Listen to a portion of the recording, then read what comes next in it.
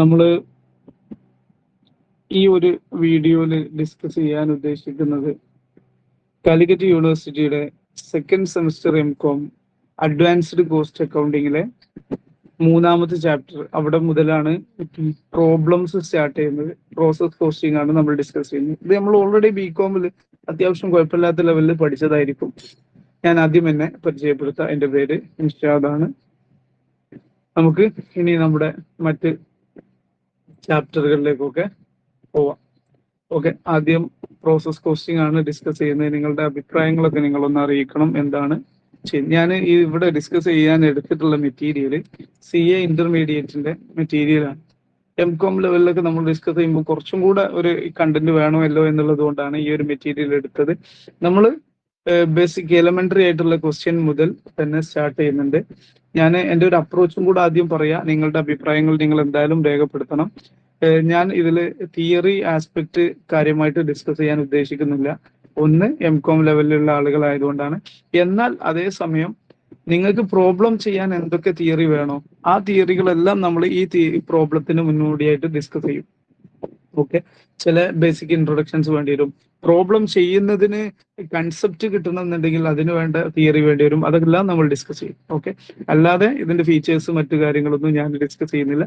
നിങ്ങൾക്ക് വേണമെന്നുണ്ടെങ്കിൽ ഞാൻ സെപ്പറേറ്റ് ഓരോ ചാപ്റ്ററിലുള്ള തിയറി സെപ്പറേറ്റ് എടുക്കാം.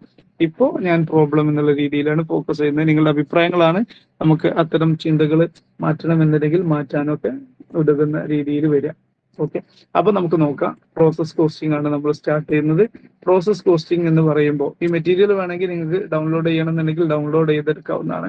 ICAയുടെ സൈറ്റിൽ കയറിയാൽ മതി. ICA.org കയറി കഴിഞ്ഞാൽ എന്ത് ചെയ്യും, മെറ്റീരിയലിൽ അവിടെ ഇന്റർമീഡിയറ്റ് എന്ന് പറഞ്ഞിട്ടുള്ള ഏരിയ ഉണ്ടാവും. ആ ഇന്റർമീഡിയറ്റ് ഞാൻ കാണിച്ചു തരുന്നുണ്ട്. സൈറ്റ് ഇങ്ങനെ പോവാന്നുള്ളത് വേണമെന്നുണ്ടെങ്കിൽ ഒന്ന് കമന്റ് ചെയ്താൽ മതി. ഓക്കെ, ഇന്റർമീഡിയറ്റ് സെക്ഷനിൽ ഉണ്ടാവും കോസ്റ്റ് ആൻഡ് മാനേജ്മെന്റ് അക്കൗണ്ട്സ് എന്ന് പറഞ്ഞിട്ട്. പ്രോസസ് കോസ്റ്റിംഗ് ആണ്. പ്രോസസ് കോസ്റ്റിംഗ് എന്ന് പറഞ്ഞാൽ എന്താ?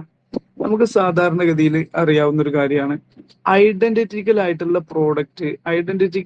പ്രോഡക്റ്റ് അല്ലെങ്കിൽ ഹോമോജീനിയസ് ആയിട്ടുള്ള പ്രോഡക്റ്റുകൾ ഉണ്ടാവും. ഓക്കെ, ഒരേ ടൈപ്പ് പ്രോഡക്റ്റ്. ഈ പ്രോഡക്റ്റ് നമുക്ക് രണ്ട് രീതിയിൽ ചെയ്യാൻ പറ്റും. ഒന്ന്, ഒരൊറ്റ പ്രോസസ്സ് മാത്രം നമ്മൾ എന്ത് ചെയ്യുന്നുള്ളൂ, വർക്ക് ചെയ്യുന്നുള്ളൂ. ഒരു പ്രോസസ്സ് ചെയ്താൽ തന്നെ ആ പ്രൊഡക്റ്റ് പ്രൊഡ്യൂസ് ചെയ്ത് വരും. അങ്ങനെയാണെങ്കിൽ അവിടെ നമ്മൾ ഉപയോഗിക്കുന്ന മെത്തേഡ്സ് ഓഫ് കോസ്റ്റിംഗ് എന്ന് പറയുന്നത് യൂണിറ്റ് കോസ്റ്റിംഗ് ആണ്. ഓക്കെ, എന്നാൽ ഐഡന്റിറ്റിക്കൽ ആയിട്ടുള്ള ഈ പ്രൊഡക്റ്റ് പ്രോസസ് 1 കഴിഞ്ഞെടുക്കണം, പ്രോസസ് 2 കഴിഞ്ഞെടുക്കണം, പ്രോസസ് 3 കഴിഞ്ഞെടുക്കണം. ഈ 3 പ്രോസസ്സും കംപ്ലീറ്റ് ആയി കഴിഞ്ഞാലേ നമുക്കൊരു ഫൈനൽ പ്രോഡക്റ്റ് എന്ത് ചെയ്യാൻ പറ്റുള്ളൂ, കിട്ടുള്ളൂ. ഈ ഒരു ഫൈനൽ പ്രോഡക്റ്റ് നമുക്ക് കിട്ടുള്ളൂ. അങ്ങനെ ഓരോ പ്രോസസ് 1, പ്രോസസ് 2, പ്രോസസ് 3 ഇങ്ങനെ വ്യത്യസ്ത പ്രോസസ്സുകൾ ചെയ്യുന്നുണ്ടെങ്കിൽ അവിടെ നമുക്ക് ഉപയോഗിക്കാൻ പറ്റുന്ന മെത്തേഡ്സ് ഓഫ് കോസ്റ്റിംഗ് ആണ് എന്ത്, പ്രോസസ് കോസ്റ്റിംഗ് എന്ന് പറയുന്നത്. ഓക്കെ, അപ്പൊ ഇവിടെ ആദ്യം യൂണിറ്റ് കോസ്റ്റിംഗ് ഉപയോഗിച്ചുകൂടെ നോക്കില്ല. ഇൻഡസ്ട്രിയിൽ നമ്മൾ ഉപയോഗിച്ചു വരുന്ന രീതിയാണ് പറഞ്ഞത് എന്ത്, പ്രോസസ് കോസ്റ്റിംഗ് എന്ന് പറഞ്ഞിട്ടുള്ളത്. അല്ലാത്തടത്ത് നമുക്ക് യൂണിറ്റ് കോസ്റ്റിംഗ് തന്നെ ഉപയോഗിക്കാം. ഏതാണെങ്കിൽ ഒരേ പ്രോഡക്റ്റ്, ഹോമോജീനിയസ് പ്രോഡക്റ്റ് ഉണ്ടാക്കുന്നതെല്ലാം ഒരേ പ്രോഡക്റ്റ് ആണ്, ഒരൊറ്റ പ്രോസസ്സിലൂടെയാണ് ചെയ്തു വരുന്നത്. അവിടെ യൂണിറ്റ് കോസ്റ്റിംഗ് മതി. എന്നാൽ നമ്മുടെ ഈ ചെയ്യുന്ന മുഴുവൻ ഓപ്പറേഷനെയും വ്യത്യസ്ത പ്രോസസ്സുകളായിട്ട് ഡിവൈഡ് ചെയ്ത് ചെയ്യാൻ പറ്റുന്നുണ്ടെങ്കിൽ അവിടെ നമുക്ക് എന്ത് ചെയ്യാൻ പറ്റും, പ്രോസസ് കോസ്റ്റിംഗ് ഉപയോഗിക്കാൻ പറ്റും. ഓക്കെ, ഇപ്പൊ ഉദാഹരണം ലേസ് ഉണ്ടാക്കുന്ന ഒരു കമ്പനി നമുക്ക് എടുക്കാം. ലേസ് ഉണ്ടാക്കുന്നിടത്ത് ഇവരെന്താണ് 3 പ്രോസസ്സുകൾ ചെയ്യുന്നുണ്ട്. എന്നിട്ടാണ് ഫൈനൽ പ്രോഡക്റ്റ് വരുന്നതെന്ന് കരുതുക. ഒന്നാമത് അവർക്ക് വരുന്ന പൊട്ടാറ്റോ എടുത്തിട്ട്, പൊട്ടാറ്റോ തന്നെയല്ലേ ലേസിൽ ഉണ്ടാവുക. ഓക്കെ, അതെടുത്തിട്ട് അവരെന്ത് ചെയ്യാണ്, നല്ലപോലെ ക്ലീൻ ചെയ്ത് സോർട്ട് ഔട്ട് ചെയ്തിട്ട് അവർക്ക് വേണ്ട ഗുഡ് യൂണിറ്റ് ആയിട്ടുള്ള പൊട്ടാറ്റോനെ അവർ സെലക്ട് ചെയ്യുന്നത് ഒരു പ്രോസസ്സായെന്ന് കരുതുക. രണ്ടാമത്തത് തൊലിയെല്ലാം കളഞ്ഞിട്ട് എന്ത് ചെയ്യുന്നുണ്ട്, നല്ല രീതിയിൽ സ്ലൈസ് ചെയ്തെടുക്കുന്നത് മറ്റൊരു പ്രോസസ്സാണ് എന്ന് കരുതുക. മൂന്നാമത്തെ പ്രോസസ്സ് എന്താണ്? മൂന്നാമത്തെ പ്രോസസ്സ് എന്ന് പറയുന്നത് അതിന് ഫ്ലേവേഴ്സ് ഒക്കെ ആഡ് ചെയ്തിട്ട് നല്ല രീതിയിൽ എന്ത് ചെയ്യുക, അത് ഫ്രൈ ചെയ്തെടുക്കുക, കുറച്ച് കാറ്റും കൂടെ കയറ്റിയിട്ട് പ്രൊഡക്റ്റ് എന്ത് ചെയ്യുക, സെറ്റാക്കി വരിക. അങ്ങനെ അതാണെന്ന് മൂന്നാമത്തെ പ്രോസസ്സ് എന്ന് പറയുന്നത്. അപ്പൊ ഇവിടെ നമുക്ക് ഇതിന് 3 പ്രോസസ് ആയിട്ട് കമ്പനി ഡിവൈഡ് ചെയ്തിട്ടുണ്ടെങ്കിൽ അവർക്ക് ബെസ്റ്റ് കോസ്റ്റിംഗ് ടെക്നിക്ക് ഏതാണ് ഉപയോഗിക്കാൻ പറ്റുന്നത്, കോസ്റ്റിംഗ് മെത്തേഡ് ഏതാണ് ഉപയോഗിക്കാൻ പറ്റുന്നത്, അത് പ്രോസസ് കോസ്റ്റിംഗ് ആണ്. ക്ലിയർ അല്ലേ? അപ്പൊ അവിടെ ഇനി നമുക്ക് എന്ത് ചെയ്യാം, എങ്ങനെയാണ് പ്രോസസ് അക്കൗണ്ടിന്റെ ചാപ്റ്ററിന്റെ രീതി എന്ന് നോക്കാം. കോസ്റ്റ് അക്കൗണ്ടിങ്ങിന് ചെയ്യാവുന്നത്, ആദ്യം നമ്മളൊരു നോർമൽ ആയിട്ടുള്ള സിമ്പിൾ ആയിട്ടുള്ള ഒരു കോസ്റ്റ് അക്കൗണ്ടിങ് ചെയ്യും. അവിടെ ലോസോ അല്ലെങ്കിൽ ഓപ്പണിംഗ് സ്റ്റോക്കോ ഒന്നും ഉണ്ടാവില്ല. പ്രോസസ് കോസ്റ്റിന്റെ അക്കൗണ്ട് ഉണ്ടാക്കാം. അതിനുശേഷം process loss or gain normal ആവാം, അബ്നോർമൽ ആവാം. നോർമൽ ലോസ് വരാം, അബ്നോർമൽ ലോസോ അബ്നോർമൽ ഗെയിനോ വരാം. പിന്നെ വാല്യുവേഷൻ ഓഫ് WIP അടക്കമുള്ള ക്വസ്റ്റ്യൻസും ചെയ്യും.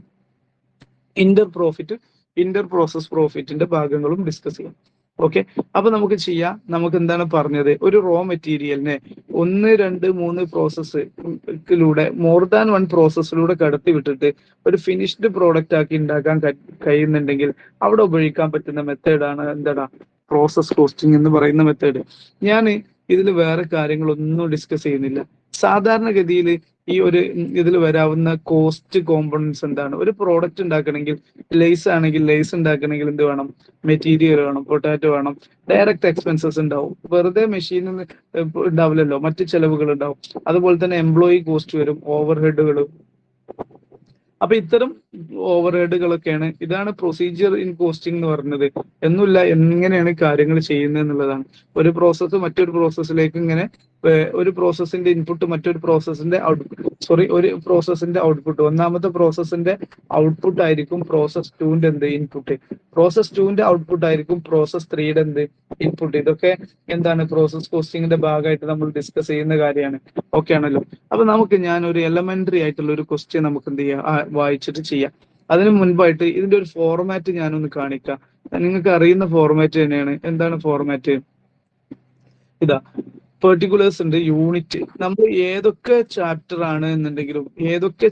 ആണ് എങ്കിലും നമ്മൾ യൂണിറ്റ് ഡിസ്കസ് ചെയ്യുന്നത്, അതായത് ഇവിടെ നമ്മൾ മാറ്റം വരില്ല. പ്രോസസ് അക്കൗണ്ട് വരക്കുന്ന സമയത്ത് യൂണിറ്റ്, എമൗണ്ട്, ഇതിൽ ഏത് രീതിയിലുള്ള ക്വസ്റ്റ്യൻ ആണെങ്കിലും ഈ ഫോർമാറ്റിൽ നമ്മൾ വിട്ടു കളിക്കൂല. മാനേജ്മെന്റ് അക്കൗണ്ട്സ് അല്ലെങ്കിൽ കോസ്റ്റ് അക്കൗണ്ടിങ്ങിൽ നമുക്ക് സ്ഥാപനത്തിന് ഏതാണോ ആവശ്യമുള്ള ആ രീതിയിൽ എന്ത് ചെയ്യാം, ക്വസ്റ്റ്യൻസ് ചെയ്യാം, മീൻസ് വർക്ക്ഔട്ട് ചെയ്യാൻ പറ്റും. ഇതൊരു എസ്റ്റാബ്ലിഷ് ചെയ്തിട്ടുള്ള ഇന്ന രീതിയിലാവണം അക്കൗണ്ട്സ് പോലെ ഈ ഫോർമാറ്റിലേ വരാൻ പറ്റുള്ളൂ എന്നില്ല. അതുകൊണ്ട് തന്നെ നമുക്ക് പ്രോബ്ലം ചെയ്യാൻ ഏറ്റവും ബെസ്റ്റ് ആയിട്ട് ഉപയോഗിക്കാൻ പറ്റുന്ന ഒരു മെത്തേഡ് ഇതാണ്. ക്വസ്റ്റ്യൻ അനുസരിച്ച് രൂപം മാറ്റേണ്ട ആവശ്യമില്ല നമുക്ക്. അപ്പൊ അതുകൊണ്ട് ഈ ഒരു മെത്തേഡ് വെച്ചിട്ട് നമുക്ക് കൺസിസ്റ്റന്റ് ആയിട്ട് ഒരേ മെത്തേഡ് ഫോളോ ചെയ്യുന്നത് നമുക്ക് എപ്പോഴും ഉപകാരമായിരിക്കും. അപ്പൊ നമുക്ക് ഇതിൽ ക്വസ്റ്റ്യൻ നോക്കാം. ഇതിൽ എന്താ ഉള്ളത്, യൂണിറ്റ് ഉണ്ട്, റുപ്പീസ് ഉണ്ട്. യൂണിറ്റുകൾ നമ്മൾ കൃത്യമായിട്ട് കൊടുക്കണം. നോക്കാം. From the following data prepare process accounts indicating the cost of each process and total cost. The total unit that pass through each process എത്രയാണ്, 250 ആണ്. അതായത് ഒന്നാമത്തെ പ്രോസസ്സിൽ 240 യൂണിറ്റ്, 250 അല്ല 240 യൂണിറ്റ് വന്നിട്ടുണ്ട്. അത് ലോസുകളൊന്നും ഇല്ലാതെ അവസാനത്തെ പ്രോസസ്സ് വരെ ഇതെന്ത് ചെയ്യുന്നുണ്ട്, 240 യൂണിറ്റ് പോകുന്നുണ്ട്. ഓക്കെ, ഇനി മനസ്സിലാക്കേണ്ട മറ്റു കാര്യങ്ങൾ, പ്രോസസ് 1ൽ മെറ്റീരിയലിന് 1,50,000 ഉണ്ട്, 80,000, 26,000 ഉണ്ട്. ഇവിടെ 50, 2,72,000, ഇവിടെ 20, 60, 25,000. പിന്നെ കുറച്ച് ഇൻഡയറക്ട് എക്സ്പെൻസസ് ഉണ്ട്. ഈ ഇൻഡയറക്ട് എക്സ്പെൻസസ് 85,000 ആണ്. ഇത് അപ്പോർഷൻ ചെയ്യേണ്ടത് on the basis of wages ആണ്. ഓപ്പണിംഗ് സ്റ്റോക്കോ ക്ലോസിംഗ് സ്റ്റോക്കോ ഇല്ല. ഇതിന്റെ കൂടെ ലോസിന്റെ കാര്യം നമുക്ക് പറഞ്ഞിട്ടില്ല. കാരണം 240 യൂണിറ്റ്സ് വന്നിട്ട് അത് ഓരോ പ്രോസസ്സിലൂടെയും കടന്നു പോകുന്നത് 240 യൂണിറ്റ് ആന്ന് പറഞ്ഞാൽ അവിടെ പിന്നെ എന്തില്ല, ലോസ് ഇല്ല. ക്ലിയർ ആണല്ലോ. ക്വസ്റ്റ്യൻ കഴിഞ്ഞു. ഇനി നമ്മൾ ആൻസറിലേക്ക് പോവാണ്. ആൻസർ ഇവിടെ ഉണ്ട്, പക്ഷെ ഇവർ പെർ യൂണിറ്റ് ആണ് ഇവിടെ കൊടുത്തത് എന്നുള്ളതുകൊണ്ട് തന്നെ ഞാൻ ഇവിടെ എന്ത് ചെയ്തിട്ടുണ്ട്, സെപ്പറേറ്റ് വേറൊരു ഏരിയ വെച്ചിട്ടുണ്ട്. അവിടെ നിന്ന് നമുക്ക് എന്ത് ചെയ്യാം, ആൻസേഴ്സ് ചെയ്യാം. അപ്പൊ മെറ്റീരിയൽ നോക്കാം. മെറ്റീരിയൽ 240 യൂണിറ്റ് ആണ് നമ്മൾ കൊടുത്തിട്ടുള്ളത്. നമ്മൾ യൂണിറ്റിന്റെ കോളം കംപ്ലീറ്റ് ചെയ്തിട്ടാണ് ബാക്കി എല്ലാം ചെയ്യുക.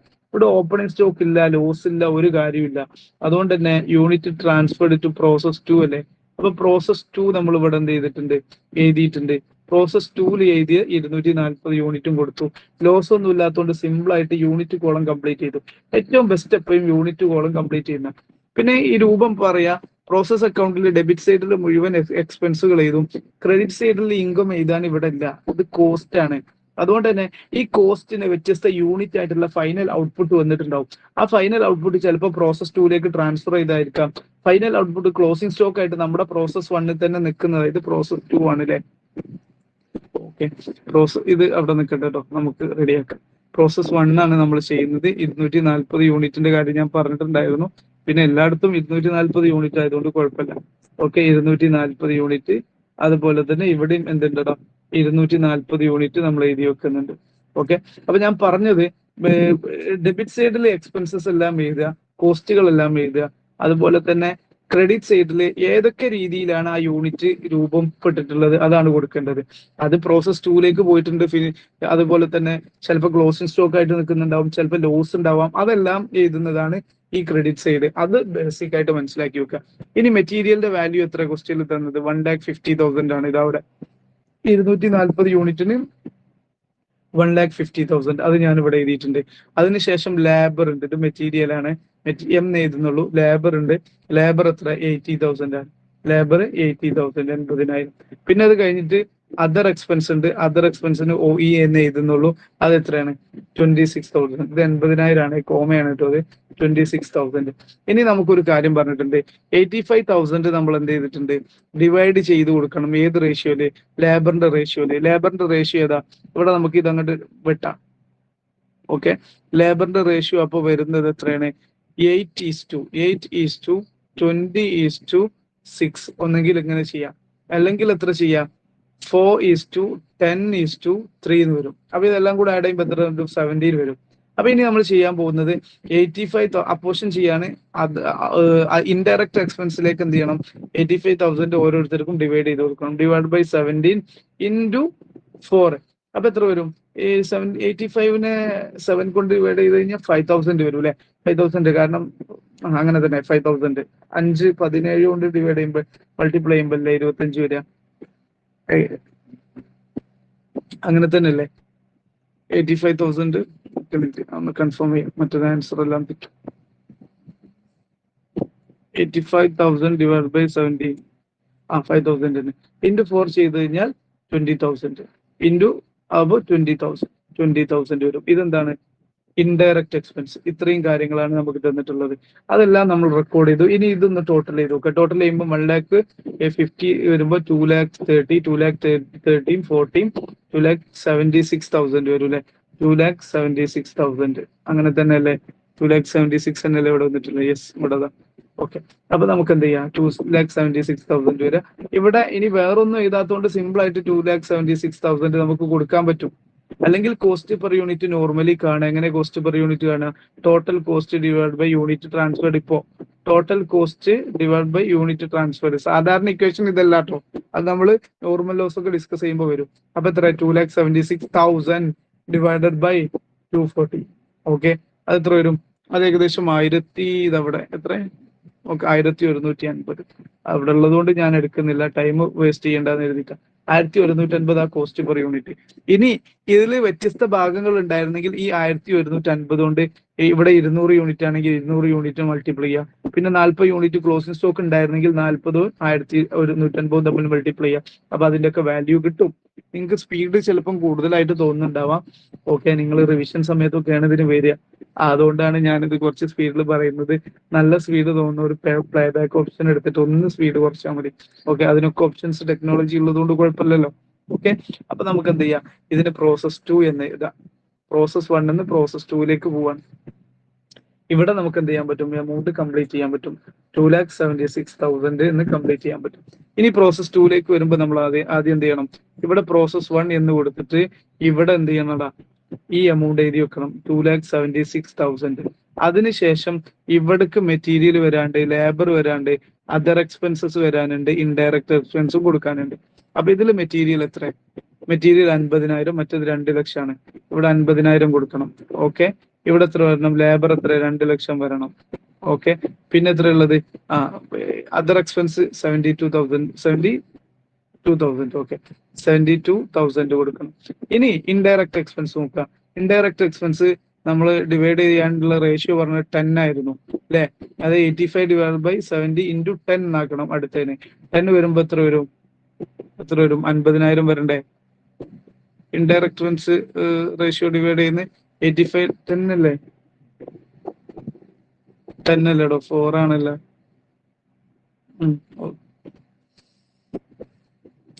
10 ആണ്. ഓക്കെ, 85,000 ഡിവൈഡഡ് ബൈ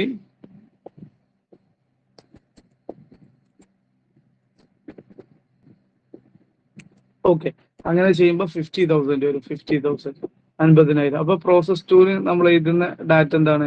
പ്രോസസ് 2ന് 50,000 വരും. കൺഫ്യൂഷൻ ഇല്ല എന്ന് പറയുന്നത് എങ്ങനെ കിട്ടി? അതായത് 85,000 70 കൊണ്ട് ഡിവൈഡ് ചെയ്തു.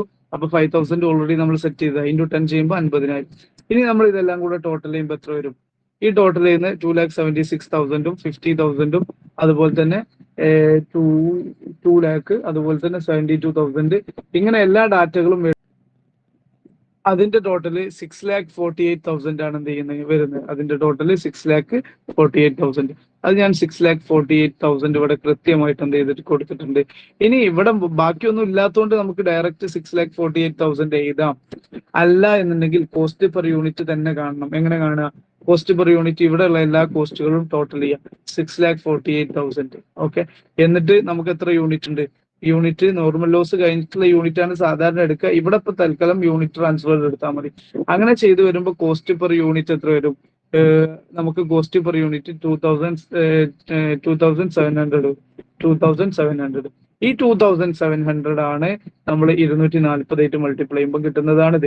ഇനി ഇത് 200 നേരത്തെ പറഞ്ഞ പോലെ 40 ക്ലോസിംഗ് സ്റ്റോക്ക് ഉണ്ട് എന്നുണ്ടെങ്കിൽ ആ രീതിയിൽ എന്ത് ചെയ്യണം? 200 2,700 പിന്നെ 40 2,700 ചെയ്യണം. ഇവിടെ അങ്ങനെ ഒന്നും ഇല്ലാത്തതുകൊണ്ട് 6,48,000 ചെയ്യാൻ പറ്റും.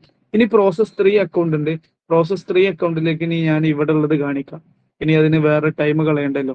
ഇതാ പ്രോസസ് 1ന്റെ വന്നു. ഇവിടെ യൂണിറ്റാ കൊടുത്തത്. തൽക്കാലം നമുക്ക് എന്ത് ചെയ്യാം? അത് 240 യൂണിറ്റ് ആക്കാം. പെർ യൂണിറ്റ് ഒഴിവാക്കിയിട്ട് യൂണിറ്റ് മാത്രമേ എടുത്തിട്ടുള്ളൂ, ക്വാണ്ടിറ്റി മാത്രമേ എടുത്തിട്ടുള്ളൂ.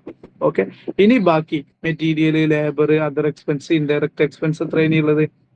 85,000 ഡിവൈഡ് ബൈ 17 ഇൻറ്റു എത്ര വരിക? ഇൻറ്റു 3 ആണുള്ളത് അല്ലെ? ആദ്യം 4ഉം പിന്നെ 10ഉം കൊടുത്തില്ലേ? അതാണ് 15,000. എന്നിട്ട് നമ്മുടെ യൂണിറ്റ് എത്ര? 240 യൂണിറ്റ് തന്നെയാണ്.